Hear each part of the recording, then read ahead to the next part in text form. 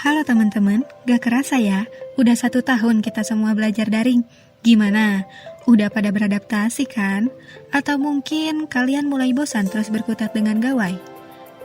Kalau kita membicarakan keadaan saat ini, aku pastiin gak akan beres dalam 1 hari. Terutama untuk kita semua para pelajar yang dituntut untuk melakukan pembelajaran dengan cara baru. Tapi tenang aja, itu bukan hal ambigu yang dapat membuat jalan kita terganggu. Belajar di rumah yang selalu diharapkan para pelajar akhirnya terwujud. Ya, kita semua tahu alasannya. Itu karena cepatnya penyebaran virus corona yang memakan banyak korban jiwa. Gak disangka-sangka dengan tiba-tiba kita semua diharuskan diam di rumah sampai batas waktu yang tidak pasti. Dan tentu saja, semua institusi pendidikan terpaksa meniadakan pembelajaran langsung atau dalam kata lain dilakukan secara daring.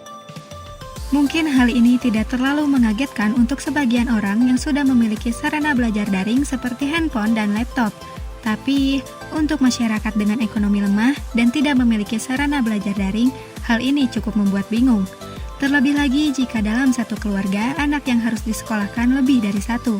Bahkan, ada orang tua yang nekat mencuri handphone untuk anaknya belajar daring. Dan yang lebih mengkhawatirkan lagi, sekarang para pelajar sekolah dasar mulai mencari uang dengan menjadi badut.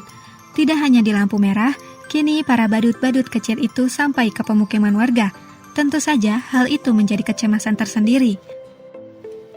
Selain itu, kini banyak para pelajar yang lebih tertarik dengan aplikasi TokTok sampai lupa waktu. Bukan hanya pelajar, bahkan orang tua mulai tidak memperhatikan kegiatan anak dengan gawainya karena terlalu asyik posting status di media sosial. Kita semua tahu bahwa pendidikan adalah kebutuhan yang sangat penting untuk kita semua.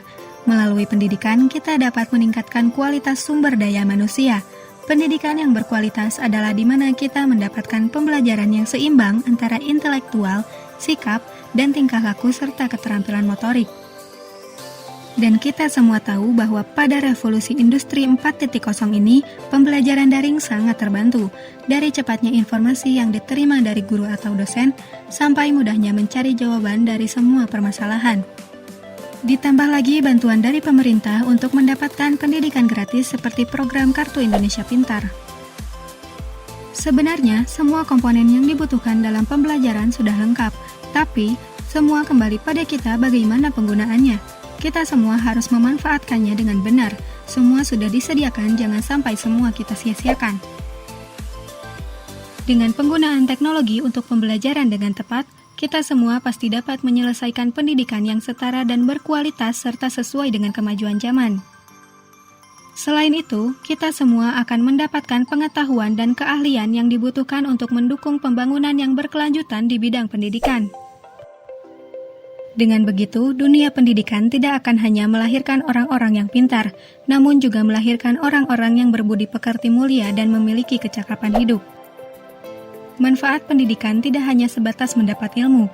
Bagi setiap orang, pendidikan dapat meningkatkan kualitas hidup dan kesejahteraan, seperti pengembangan keterampilan, peluang kerja, meningkatkan sumber daya manusia, meningkatkan kehidupan bermasyarakat, hingga peningkatan karir dan terciptanya kemajuan bangsa.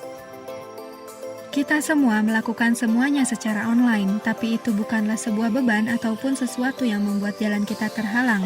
Ini adalah waktunya meningkatkan kualitas diri, menata masa depan dengan rapi agar semua mimpi dapat teraih. Mulailah mengerjakan hal yang bermanfaat dan berkontribusi untuk kemajuan pendidikan di Indonesia.